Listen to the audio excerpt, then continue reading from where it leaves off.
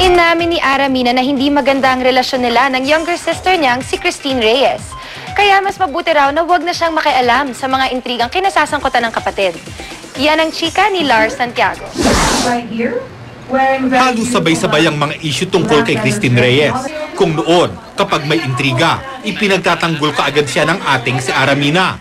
Ngayon, aminado si Ara na hindi sila magkasundo ng nakababatang kapatid at ayaw rin niyang magkaroon ng anumang kinalaman sa mga isyong ito. We have differences eh. Diba, parang, alam mo yun, ayoko na ng away before.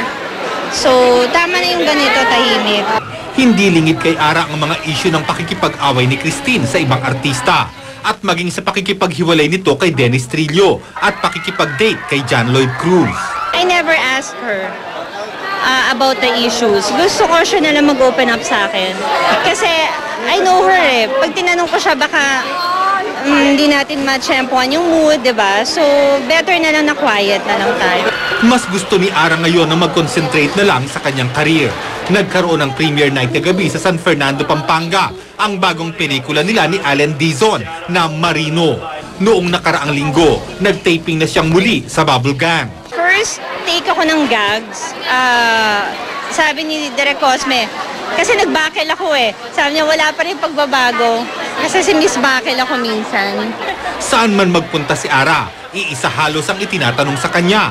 Tatakbo ba siyang konsehal sa Quezon City sa 2010? Mukhang matutuloy na. Ilang taong ko nang pinag-iisipan to. Lars Santiago, updated sa Showbiz Happening.